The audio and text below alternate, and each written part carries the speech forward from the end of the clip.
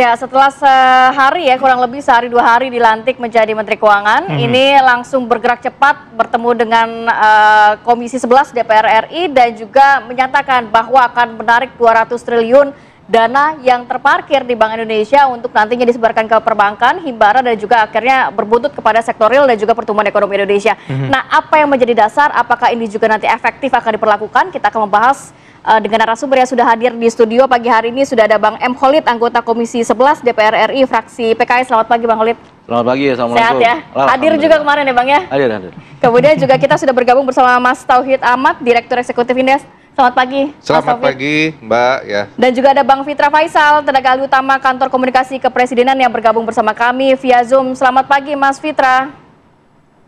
Selamat pagi Mbak Rati, Mas Reza.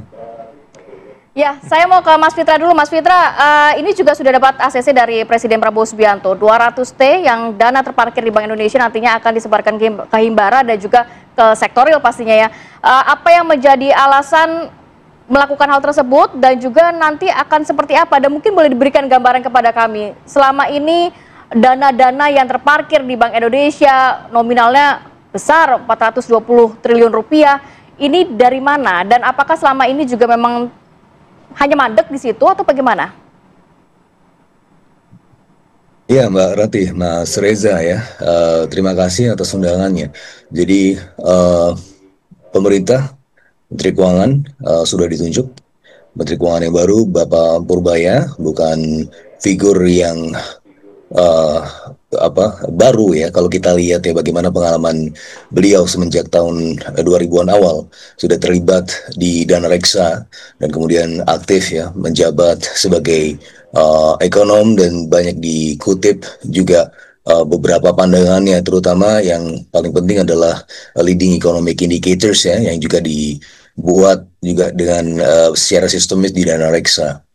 Nah, dari situ juga melihat bagaimana perekonomian itu ibaratnya bejana berhubungan ya, terutama antara otoritas fiskal dan otoritas moneter. Jadi bagaimana penggunaan dana dari sistem fiskal itu memang sebenarnya sangat berhubungan dengan sistem moneter. Nah, dana pemerintah yang terparkir di Bank Indonesia merupakan bagian dari pemerintah ya yang saldo anggaran lebih yang ada di sisi liabilitas dari Bank Indonesia ya, yang jumlahnya kalau dihitung itu bisa mencapai 400 triliun lebih. Nah, selama ini memang itu menjadi semacam rekening ya, pemerintah di Bank Indonesia. Sebagaimana kalau kita semua menabung ya di perbankan, itu kan tabungan kita di perbankan itu adalah yang analoginya sama seperti tabungan pemerintah di Bank Indonesia. Nah, cuma memang kalau kita lihat permasalahannya ya semenjak tahun 2000-an awal, semenjak ada independensi dari Bank Indonesia dan kemudian pemerintah sebagai otoritas fiskal menjalankan bauran kebijakan ya, yang efektif bersama dengan Bank Indonesia. Tapi ada satu ya bagian dana yang memang selama ini memang terparkir di situ, tidak kemudian masuk ke dalam sistem keuangan. Nah, ide dari Bapak Menteri Keuangan Purbaya adalah bagaimana menggunakan mekanisme itu atau dana pemerintah yang memang sebenarnya terparkir di Bank Indonesia untuk masuk ke sistem perbankan. Nah, sebenarnya ide ini bukan hal yang betul-betul baru karena pemerintah di zaman Ibu Sri Mulyani juga kemarin sudah mulai menggunakan ya mekanisme itu ya. Kalau ingat sebelumnya bagaimana ada wacana untuk kemudian melakukan penempatan di perbankan 83 triliun rupiah di himbara, yang kemudian dalam hal ini itu menjadi lebih besar 200 triliun rupiah. Jadi sebenarnya ini adalah lanjutan dari rencana sebelumnya, tetapi memang uangnya lebih besar. Harapannya kenapa ini dilakukan adalah untuk membanjiri likuiditas di sistem perbankan nasional. Sehingga ketika perbankan itu menerima bagian dana dari pemerintah ya 200 triliun rupiah, itu akan menjadi pegangan dari perbankan untuk juga disalurkan kepada sektor real. Nah, kenapa? Karena ketika perbankan itu Mas Fitra. Ya. Oke. Baik, sambil menunggu komunikasinya berlanjut, kita ke Bang Olid. Bang Olid, pada saat rapat kemarin kan hadir di sana begitu ya. Penjelasan dari Menkyu seperti apa? Apakah pembagian 200 triliun ini rata di masing-masing bank atau ada perbedaan jumlahnya di sana? Ya, pertama figur Pak Purbaya ini kan buat Komisi 11 bukan orang asing ya. Karena beliau adalah mitra kami di 11. Beliau adalah kepala LPS. LPS sebelumnya ya. Jadi kami juga sering berinteraksi dengan beliau. Itu yang pertama. Kemudian yang kedua, tidak dijelaskan secara detail sebenarnya. Ini bermula dari pertanyaan teman-teman di Komisi 11, apa kebijakan yang membedakan dari Menkyu baru dengan Menkyu lama? Karena Pak Purba dalam kompresnya kan mengatakan, ya kita akan bisa mencapai 6 hingga 7% pertumbuhan ekonomi. Tentu kita senang dong, masyarakat berharap, betul Pak Tauhid ya? Masyarakat berharap, kita senang, ada optimisme akan bisa mencapai 6 hingga 7% pertumbuhan ekonomi. Nah, optimisme ini coba kita gali, bagaimana nih strateginya? Gitu. Karena kalau kita lihat targetnya kemarin masih kita di angka 5%, gitu kan. Nah, ketika Menkyu baru Pak Purbaya itu mengatakan kita bisa achieve kok, angka itu masih rasional untuk dicapai. Maka beliau memunculkan ide itu. Salah satunya adalah beliau akan menggunakan dana SAL yang di Bank Indonesia itu untuk disalurkan di perbankan di Bank Himbara. Beliau memiliki analogi bahwa mesin ekonomi itu bukan hanya dari sisi fiskal dari negara gitu ya. Tapi bagaimana sektor privat ini, sektor swasta ini juga bergerak. Karena itu sektor kebijakan fiskal ini juga harus menstimulasi agar sektor swasta ini bergerak melalui sistem perbankan. Nah, beliau logika argumentasi beliau seperti itu. Sehingga daripada fiskal ini yang ada di Bank Indonesia ini tidak digunakan, beliau salurkan di perbankan sehingga nanti menjadi stimulan sektor swasta kita berkembang. Kira-kira demikian. Dari DPR sendiri sempat mengkritisi gak sih? Karena kan jaraknya hanya beberapa hari. Apakah memang sudah sedetail itu memikirkan ini supaya yang ditakutkan masyarakat kan ketika uang beredarnya banyak, terjadi inflasi gitu? Ya, kami sih mengapresiasi ya. Dalam arti kita berikan ruang. Apa kira-kira? Karena kita ingin menanyakan, ingin menguji. Apa sih yang berbeda gitu? Apa sesuatu yang baru sehingga optimisme itu muncul? Tentu publik ingin tahu dong, apa sih yang berbeda. Nah, disitulah kita melihat jika kebijakan ini dijalankan, ya, beliau sebagai Menkyu mengatakan akan menggerakkan swasta lebih cepat lagi. Karena memang ketika sektor swasta itu bergerak, tumbuh lebih cepat, ekonomi akan tumbuh lebih tinggi. Cuma memang kami memberikan catatan. Pertama adalah memang setiap orang memiliki gaya kepemimpinan yang berbeda dalam manage ya.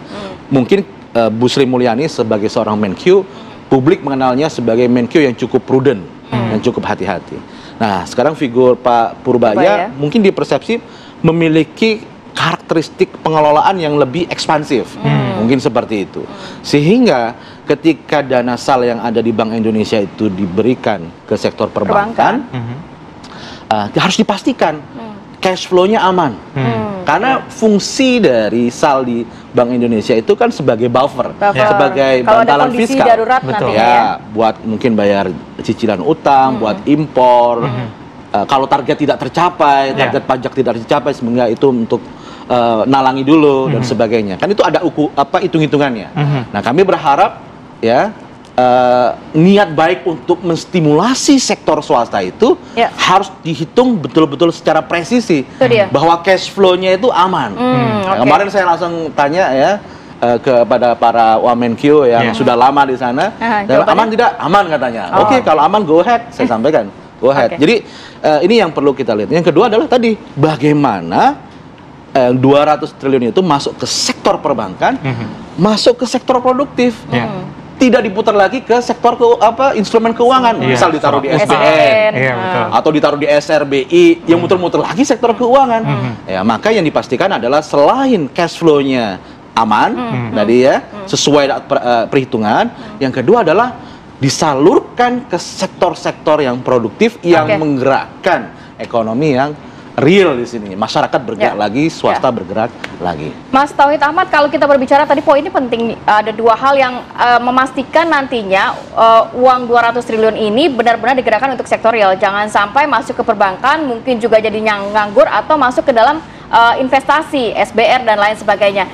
Kemudian apakah kalau nanti kan sempat ada pernyataan dari Menkyu, 200 triliun kita lihat dulu seminggu, 2 minggu, 3 minggu, kalau kurang kita akan tambah lagi. Ya. Berbahaya nggak sih? Tadi kan dikatakan Bank Indonesia harus punya nih untuk buffer kondisi darurat. Kementerian Keuangan maksudnya? Kementerian Keuangan maksud kami. Ya, yang pertama urgensinya ada nggak sih 200 triliun ke perekonomian begitu ya.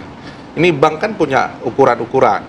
Ya, salah satu ukurannya adalah loan to deposit ratio. Jadi berapa banyak kredit yang disalurkan dibandingkan dana pihak ketiga. Angka terakhir kita sekitar 84 sampai 85%. Itu cukup sehat. Artinya bank itu tidak kekeringan likuiditas. Jadi bukan persoalan nggak ada uang gitu. Uangnya ada begitu ya. Tapi nggak liquid aja. Tapi bukan nggak liquid, tetapi demand-nya nggak ada.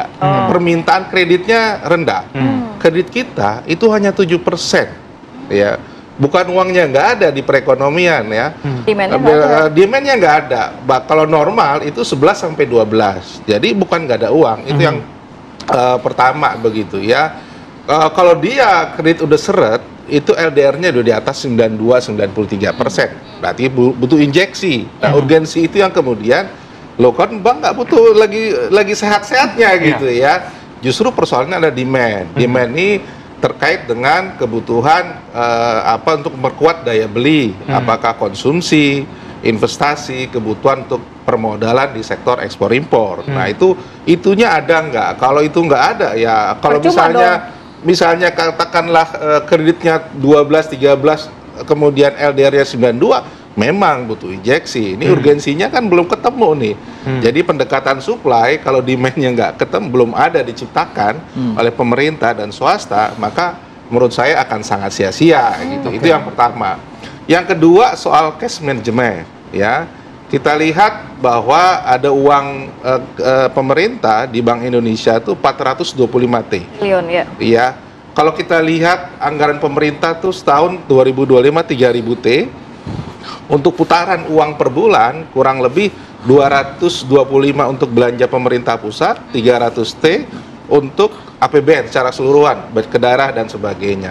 Artinya yang benar-benar terparkir ya itu sekitar mungkin 150 sampai 200 T. Jadi kalau 225 dia putar ke belanja pusat ataupun sampai 300 ke T itu nganggur. Nah, nganggur itu kan sebagai buffer, cadangan. Ya. Begitu kalau tadi saya sepakat dengan Mas Khalid bahwa kalau ada terjadi suatu misalnya trennya pajak nggak tercapai nih tahun ini begitu ya otomatis dana cadangan itu yang kemudian di-disburse begitu. Nah khawatirnya kalau 200 ini kemudian ditaruh di bank ya ada kebutuhan dan sebagainya, cadangannya kita khawatir aja nih. Nah, konsekuensinya aja apa kemudian ya Kemenkyu ya aman betul, tapi akhirnya dia akan narik utang baru, front loading di depan 200 T dengan imbal hasil yang SBN tenor 10 tahun, bunganya lebih tinggi, mungkin 6,4, 6,5 resikonya ya pemerintah harus menanggung kos yang lebih besar begitu. Nah, ini masalahnya soal urgensi, kedua resiko begitu. Memang saya setuju ini salah satu cara untuk mendorong pertumbuhan ekonomi begitu. Masalahnya adalah demand, problem kita nih di demand gitu, daya beli rendah dan sebagainya. Kenapa kita itu belum berhasil? Bisa jadi penyerapan anggaran pemerintah sampai Juni itu baru 39,8%. Jauh dari target begitu. Jadi ini soal belanja ini padahal quality spending-nya sisa beberapa bulan lagi ya. Iya, padahal ini yang kemudian bisa menciptakan perekonomian. Itu yang menjadi PR menurut saya. Yang kedua soal daya beli masyarakat. Nah, ini yang kemudian didorong bagaimana program itu pemerintah bisa mendorong daya beli gitu ya. Apalagi nih kalau kita lihat ya masyarakat menengah ke bawah yang tabungannya di bawah 100 juta, sebagian besar tuh udah lari ke pinjol. Nah, ini yang kemudian tidak bisa mendorong mereka tuh berangkat dari daya beli yang sekarang karena terjebak sudah. Nah, ini yang kemudian demand tuh nggak akan muncul. Jadi Dan kalau itu menurut uang Anda ini kakunya sebenarnya nggak diperlukan. nggak tepat kebijakan ini dilakukan karena memang akar masalahnya adalah demand dari Demand-nya, masyarakat. betul. Sedangkan kita tahu pertumbuhan ekonomi disokong oleh daya beli masyarakat, Daya beli gitu masyarakat, ya. gitu. Menurut saya itu yang harus, ya nggak ada masalah diparkirin perbankan, tapi dana itu nggak akan bisa dipakai, gitu loh, nggak ada masalah gitu. Yang cukup menarik tadi Bang Fitra juga bilang bahwa sebenarnya kebijakan ini sudah dilakukan oleh Bu Sri Mulyani dengan angka yang tidak sebesar ini. Sebenarnya bagaimana Indef menilai apa yang sudah dilakukan Sri Mulyani sebelumnya dan apakah efektif dengan jumlah yang fantastis sekarang? Kita akan bahas usai jeda, tetap bersama kami.